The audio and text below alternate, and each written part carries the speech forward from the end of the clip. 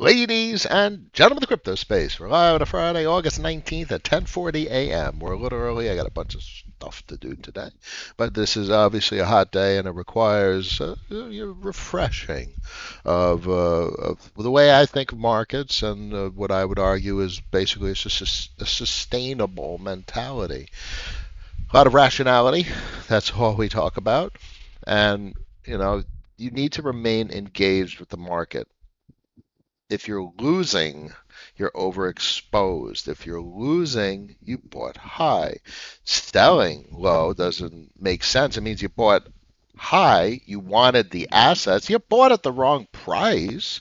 And that's why I talk about trying to find the discounts. And that's part of like Buffett's mentality. You want to identify survivability characteristics, a protocol, something with a P&E that is mispriced, something that is cash flow positive, but it's sold off because collateral shortage, dollar shortage, remove liquidity from the market, and people need to sell anything they could find in order to get capital to service their debt obligations. It's sold off for irrational reasons. Everything operates in cycles, so you got a market that comes down, it goes back up in the coming years, and you want to catch when the liquidity comes out for the irrational reasons, and you're able to get assets that are productive, representative of enterprise that is productive and growing, and surfaces its cash flow to its holders. And those are the types of assets we look at, and those are the market conditions that are most favorable to acquire the assets. It's a very simple argument. You want to buy something that pays you as cheap as possible. And what's the cheapest you're going to get is when the market is in an irrational situation. And let's pop it over to the main screen. And the dollar is crushing everything. So let's compare two things. I want to look at a 10-year. No, the S&P is obviously getting freaking hammered. Um, so nope, that's another S. Why don't I have the 10-year up? Give me a second. This is a stock I've been looking at. Do I have the 10-year? No, let's pop it here. US 10-year. And that is very interesting. So this is a perfect example of what Stephen Van Meter would talk about with regard to dollar shortage. Jeff Snyder also. The whole crew. The system is disinflationary and we're having a deflationary event going on right now. Why are treasuries selling off? They're selling off because countries are fucked with regard to the status of their economy, and they're selling anything they can to raise dollars. So, boom, they're selling off their holdings of sovereign debt in reserves. Primary holdings are U.S. bonds, and we go to the dollar, and they're buying dollars. So they're literally scavenging the market for the dollars that they could find because we're at 130% debt to GDP, and they need cash to service their dollar denominated debt obligations. So that's why the market's doing what it's doing. Um, and it's not entirely irrational. This is rational. It's understood why it's doing this. We will get to the point where maybe there's a liquidation cascade. We see those time and time again. Or when the asset's price point would just go way below anything that's even remotely reasonable. Let's say something has a P&E of less than 1, but it's paying you 30% on the money. That doesn't make any sense. So those are characteristics that are very typical of a Buffett type of pickup. Value investing back in the day used to be super easy. You wait for the market to get hammered, you find something that is cash flow positive and has a P&E of less than 1. Why would it have a P&E of less than 1 if it's paying you a significant amount of returns and the company is making cash predictably? Their business operation, their enterprise is actually operating as expected. So that means the price point is irrational. And that's transitory because as more and more people see that the asset is mispriced, it gets picked up and the price point goes up. So what else goes into a sustainable mentality, especially with a market that'll drive you absolutely mad? One of the things I think about quite often is how I used to, and I'm sure either used to or still does, get into that situation where they feel like they need to do something. They need to engage. They need to take action. They need to buy or they need to sell. And the base case should be you need to do nothing. You made your choices. There's nothing wrong with your portfolio the way it is. If you sell something, that means you have to take action later. You buy it back later, hopefully at a lower price, and you're scrambling to try and figure out how to get ahead of the market. I'm not a fan of trying to get ahead of the market anymore. I used to be, but it'll drive you mad. Now, what I want to identify is things that I could ride like a wave. This market goes down, this market goes up. The dollar will get crushed at some point because if they don't, there's it's going to be an absolute financial catastrophe outside the United States, and there'll be nothing left but dollars. And then eventually, all risk assets will sell off, and there'll be nothing left but U.S. government debt. The whole world will be filled with dollars and government debt, in which case, that's like Brent Johnson type conversation where you might enter a scenario where U.S. equities become proxy for collateral. They start performing like bonds, and just all the capital just floods into the United States, and that's the whole milkshake concept.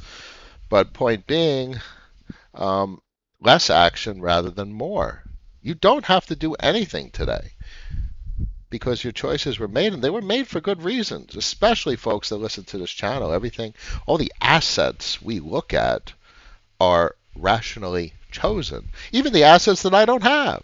Folks in Discord are talking about assets that I don't have, but I think they are interesting. And what we talk about on Discord and on the channel here is how do you size a position based on the characteristics of a protocol. Is it new? Is it old? Does it have a federation? What kind of market is it? Is it a debt market? Is it an exchange market? Is it a leverage, an options market, derivatives market? What kind of functionality is it providing from a financial standpoint? Cross-chain bridges, capital flow type stuff. And you size your position accordingly. And, and those types of assets have an increasing an increase a profile that has an increasing likelihood of survivability. And that's where we are. And that's a very different market than anything we've had historically in the crypto space. We had, I don't want to be nostalgic of times past, but briefly, we had assets that had no survivability. They were useless. There was nothing in 2016, 2017, and 2018 and 2019. The, the reaping happened. But now we have assets that are useful. These aren't just assets. These aren't just ICOs. These are enterprise. There is cash flow, which means the cash flow will be proportional to network activity. Network activity will go down. It will go up in cycles because everything operates in cycles. So generally, my sentiment on a day like this is twofold. I have nothing to do with my existing portfolio, which is why I like voter escrow type positions. I chose them. I'm comfortable with them. There's nothing I can do about the positions. That's great. That's wonderful. Now all I have to do, I just settled half the complexity of a sustainable portfolio. Now the other aspect of sustainably engaging with markets is how to add the positions. Try and buy distressed assets. You buy assets that are mispriced. That's what I started talking about earlier. You want to get cash flow positive enterprise that has a high likelihood of survivability at the cheapest price possible. And that's when you add. That's it. And damn, look at this dollar. So we have the stressed assets. There is distress in the markets. The dollar's having a significant rally right now. I'm curious where the market ends up with regard to lower lows as compared to this year's all-time lows. But so far, I don't think we're going to necessarily get lower lows. Look back here where we had significant pressure at the end of 20. This wasn't just a liquidation event. This was just distress in the market, and we still had a higher low. And that's probably where I expect us to end up when all is said and done. This is the weekly chart, in the next month or two. might get down to like 60, 70 cents. Maybe even get down to 57 cents and you hit trend. But what happens when market participants see we're down at 57 cents, which is still on trend of higher lows across the yearly span? It's such a buying opportunity. Why? Because the attributes. It's paying you. It's paying you by market activity. And this is a great market to see that because look, the price point of the assets going down. But let's go over to here to use CRV. I got to switch networks to mainnet, and you can see the volume on the network is quite productive. Um, Daily earnings, $968,000 a week in protocol earnings, and that was up significantly. So we had a lot of volatility this past week, and I expect that to continue, especially with dollar and forex market activity like this, and the bond market selling off. We get longer term, and the bond market sells. We don't have to talk too much macro. The bond market sells off too much, and we get into a very complex situation where yields go too high, and that's the whole Luke Gromen narrative. But the whole point is volatility can increase further from here. And if volatility increases further from here, what do you think happens to transaction fees? People are scrambling, they see an opportunity, and they're buying and selling and doing all the things people do with markets. And there you go. There goes the transaction volume, there goes the fees. So these fees have nothing to do with the price point of the asset. And that's the most interesting thing about this protocol and this federation. These fees are denominated in dollars. It's from transaction fees. So they're three curve. They're stable coins. So your yield is in USDC. Your yield is cash, which is income. So this is a big week, $968,000 for the week. I mean, VE curve, VE curve, base VE curve is paying 10%. That's crazy. So I literally have nothing to do. The good portion of my entire portfolio is curve. And it's going to do what it's going to do with regard to the price point of the portfolio. What's pertinent is really how you measure success. So if you're measuring the success of the portfolio with regard to the principal valuation, the entire value of the portfolio, that is relatively frustrating. And I myself feel the emotional effects when I look at the portfolio price. But what are you going to do with the portfolio price? What that doesn't get you anywhere. What gets you somewhere is income. So what do I expect? My expectation is increased volatility. I may actually see an increased paycheck at the end of the week, and I expect a decreased paycheck. I expect a period of austerity. I expect less income. Future cycles, as the cycle turns in the coming months or year or two, there'll be increased payments, increased salary, increased income. Periods of austerity, you spend less. You go out less, you go out to eat less, you buy less things. Periods of prosperity, you spend more and you save more. This is a period of austerity. Too many folks look at the crypto space as a place to I wouldn't say make money. But that's what they look at it as. I've always looked at it over the last year and a half as a place to save, and I always traditionally wanted to be a dividend investor. Before I got into crypto in 2016, 2017, actually, I had an equities heavy investment strategy, and it was all dividend stocks. I didn't know what the fuck I was doing back then, and they were good choices, but it was not a productive portfolio. But I was very intrigued by the notion of tapping into dividends, and through the frenzy of 16 and 17, you get enamored with the volatility in these assets. You're like, oh, I could turn $1,000 into $100,000 or $1,000,000. Yeah, you can make money with volatility, but the point of this stream is sustainability. It's the things that I've learned over the years and your destination of where you want to end up. So sure, you can always drive yourself mad trying to short and get a 30, 40% rip on something. We get that kind of volatility in the crypto space, or get a 100, 200, 300% multiple on a rip to the upside. It's not sustainable. Can make money. There's risk associated with it. You can lose money, which is why I don't advocate for capital gain style trading, and I advocate more of this sustainable mentality. So we work. I work. And you save your money and you buy at a discount. You buy the distressed assets, the assets that pay you. And that's where you save because you're not going to do that with stocks. You, well, there is that. There is a couple of dividends bearing instruments in the equities markets that I've been looking at lately, but it's not the same market as compared to what crypto is doing and is speculated to be doing. These are forex markets. I'm looking at REITs and shipping companies. That's a different market segment. So this is the most interesting market segment. It's a forex market. People are exchanging assets. Some of them have attributes uh,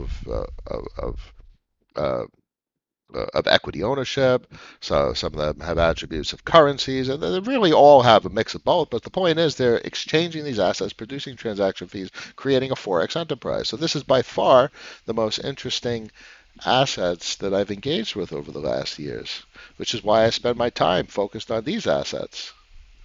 Albeit there is some interesting opportunity in REITs and shipping because of how distressed the damn markets are and how distorted the price points of assets are using the same mentality I've discussed thus far.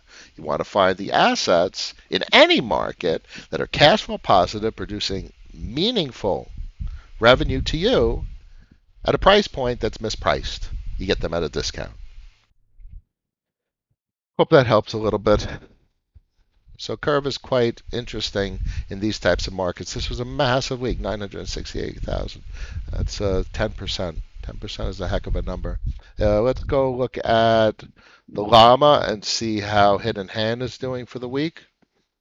Down at 15 cents. It was at 40. Obviously got diluted. We'll see additional capital come in. I mean, 15 cents is still 50% high. Oh, not 50%, but close to 50% higher than it was last week, which is quite interesting. If we see this stay at around 15, we see some the transaction fees, the 75% of transaction fees that go over to the hidden hand incentives. We see this stay around 15 cents, 16 cents. That'll be good to see. Anything higher, because what have we been seeing for Vodium? It just goes down.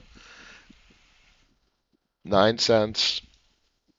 Hopefully this will be around 10 cents this week. Oh dear, I missed the days of 40, 50, 60 cents. 13 cents. That dropped quick. 15, 56, 14. Those are good days. Maybe we'll get that back for convex. But these are these are the protocols that have the survivability characteristics. That's why we discussed them. Um, let's take a look at synthetics and see how that's doing today. Looked like it hit the 200 SMA on the daily. 3. So it did have the breakout, obviously, of the diamond formation, which is good to see. Rejection on the 200 EMA, and now a support on the 200 SMA. Quite a divergence between the 200 EMA and the 200 SMA. You know, the price point of an asset on these charts, the chart tells you where it is. It doesn't tell you where it's going. All you have is a little bit of instinct and some speculation. Does it fall through the 200 SMA? But what does this chart say? This chart says there's an expression of support on the 200 SMA, which is interesting. That means other people in the market were looking at this chart, saw the price at 200, the 200 SMA, the average price on the daily, and said, okay, we're going to buy at this price. These charts talk psychology. The average market actor tells you what they did when they did it. Very interesting technical analysis. Let's take a look at Aura real quick. Finally broke through somewhat of a floor, I guess at 280, give or take. It broke through here. Let's see if it prints a lower low. Double bottom at 227. This is a productive asset. Interesting that Tetranode talked recently, and he was like, "Why am I going to get involved with Aura and Balancer when the destination for Aura and Balancer is basically the type of revenue that Curve produces, and Curve obviously is the market leader with regard to that kind of revenue source, and that's a valid argument." And you'd just be diversifying across two protocols that ultimately should serve the same purpose and same effectiveness in your portfolio. So that's a good argument. So there's always temptation to have interest in the types of numbers that Aura is throwing around, but these are really transitory. This stuff is going to depreciate or decrease and dilute over time, like a year. So you can't have exposure for the time being now, or you can diversify a little bit between the Aura and Balancer Federation as compared to the Convex Curve Federation. I'm not going to complain. I do have Aura Bow, which is nicely productive at 85%. Obviously, the yield has gone up. Yield is inversely proportional um, to the price point of the yielding asset. So as BAL and Aura go down, the yield goes up and is proportional to the transaction fee revenue. It's very interesting to understand when there's yield from an external source, that yield is always inversely proportional to the price point of the asset. So for instance, with Curve, as Curve goes down in price, and let's say you have $968,000 in weekly revenue, the relative yield of the asset actually goes up. What else do I have up? Some interesting things, maybe. I have Balancer. Balancer broke down. I thought it was going to hold, hopefully around the $6 region. All right, whoop whoop. So, and this is exactly why you see the Aura Bow position increase in yield because Balancer is going down a bit. We'll see. We'll see if it gets to lower lows. I mean, that's about 3.75 to $4 would be the low for the year. As always, eyes on the chart of truth, the dollar. This will tell you when the bleeding stops. You know, we'll ultimately probably see a large shooting star at some point on one of the longer time frames. I mean, that's a wild weekly candle. Is this the largest weekly candle of the year?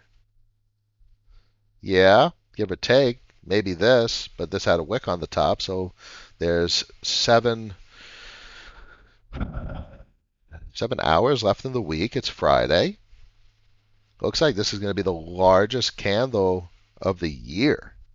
This is the most bullish week for the dollar of the year, unless we get like a serious pullback, which would be very interesting if you get a large wick and like it closes at a $1.07, 107 for the week. That'd be a large candle, much like this shooting star, and that would be indicative of trend reversal. That would be indicative of a lower high, and then we'll see what happens from there. Let's take a look at bonds real quick again. Oh God, the S&P. Let's go out to the weekly, and that's exactly what happened. The 50 SMA on the weekly got hammered. This is it's a 6 hours left on the weekly candle for the S&P, and this is the large shooting star. Wow. Man, stock equities look horrible. Oh, it needed to break through, flip previous resistance into support, and print a higher high. This is the antithesis of the trifecta of bullish confluence. This is resistance holding as resistance. It doesn't get any worse than resistance holding as resistance. That's the bearish technical observation. That'd be nice to see support on the 100 SMA.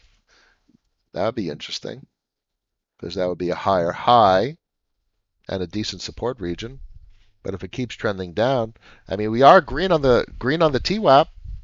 It is a green TWAP flip on the weekly for the S&P. Let's go out to the monthly real quick. You know, perspective is really hard, and time is even worse. There's one view that I always like. I always like to turn off the price, and I like to look at the average price. So the duration of the bearishness in all of these markets is relatively small. If you look at the average price for the S&P, it's barely down. So obviously it's down wherever it is. It's not actually not that. It was down. Look how far it went down in non-average price, 36.41, and then if you hide the price point, 36.41 correlated with like 43 on the average price. So what is return to the mean? Things return, they fluctuate around the average price. They go below and above the average price because everything operates in cycles, and that's exactly where we are in this chart right here. Return to the mean. Looks like it's getting rejected by the mean, and then the cycle continues. Well, this is not a pretty chart at all. What did I have up here? 10 years. Ooh, goodness gracious, back above the TWAP. I mean, this is just, frankly, a historic interest rate on 10 years relative to trend average. And there's not much else to say about that. Otherwise, the fact that it's back around 3% is quite extraordinary, technically extraordinary, conceptually extraordinary. Um, expect to have volatility and cheaper prices. You'll probably get the discounts you want. And if you don't get the discounts you want, why do you want the asset? Why? You want the asset at the discount. Otherwise, you don't want the asset. Otherwise, you don't need the asset. There's always an asset. There's another asset somewhere. You don't need to force a position. That's what hurts persons and persons' portfolios the most. Let's answer some questions to help you guys out the best I can. Dan's in the house. Good morning, Chris. 12:30 in Melbourne. Just finished the bartending shift and ready for some rationality. Need some rationality after we do the retail grind. I know the deal, my friend. Brian, morning, Captain. Still sunny day for us all. Yeah, it's beautiful out. I should sit outside for a little bit. Morning, afternoon, guys. Just wanted to say hi. Most rational community from North Macedonia. Thank you very much. And we try and be rational. Rationality is still a goal. We might talk rationality, but in the end, we're humans, so it's not so easy. I'm going to check the replay later after you're done with work. Enjoy. We will be here. Tapsy, morning, everybody. A pleasure as always. Rupert, Crypto, Jake. Yes, indeedy. One curious view. The disconnect between the U.S. and the rest of the world with inflation is staggering. Well, that's because the U.S. exports inflation, and right now the rest of the world is rejecting that export. That's pretty much what it is. So when they reject it, things don't work out very well. Yeah, the energy inflation in Europe is going to be a tragic winter. I mean, Germany's close. They were talking about reserves, and it was like 70 something percent. So they're close. They're close to what they need for winter. But the problem is, if they're short, well, there goes prices. And prices are what, 5x? 5x in Germany? I wouldn't if I live in a hot environment, so I don't need any heating whatsoever. But I couldn't imagine that. I couldn't imagine. I used to live in New York, so I remember heating oil. So I had heating oil in New York, and paying 5x on the heating oil, I wouldn't have been able to do it. When I lived in New York at the time, I was paycheck to paycheck with my mortgage, so I would never have been able to accommodate a 5x on the heating oil cost. That would have been horrible, and I would imagine that's exactly what people are going to encounter across entire countries. I'm very fortunate in Florida. No heating, obviously, and this is a nuclear state, so the nuclear power is relatively cheap. What's the input fuel? It's not carbon, so there's no dependence on natural gas or coal or oil. So it's nuclear power. So the electric prices are relatively stable, and everything operates on electricity, air conditioning as well as heating. Um, I you know I love that conversation and regarding energy and I like nuclear. As an engineer, I think there's a from an engineering perspective, there's a solution to everything, and there's a way to make things very safe. And you just can't be lazy, and you can't build things the way you used to. You got to build new, innovative designs, and there's plenty of them out there. So But as always, as with corporations, governments are even worse about getting new tech into production and rolled out. So they're operating on bullshit tech that's like from decades past, and it's expensive to maintain it. And it's impossible to retrofit and enhance and upgrade. Very frustrating thinking about how slow the damn governments move. Horrible inefficiency. HB, been a long time since catching you on the live stream. Was traveling the world, so missed most of the action the last 5 months. Best hour of the day for me. It's a pleasure and an honor to help as many as I can. Angelo, howdy. Curve at a buck. Let's look at curve again for a sec. So I also consider this the chart of truth. So when I wrote that tweet, yes, it's the dollar because this tells you. Oh my goodness, this tells you that there's a dollar shortage right now. When you see yields on bonds ripping along with the dollar, that means the bonds are selling off, and it also means literally the dollars are getting bought on the forex markets. And that is only one reason to do that. It's to service debt, to pay the monthly premiums. It's not like this is a healthy environment where there's productivity growth and expansion, market expansion. This is a distressed market from a global perspective.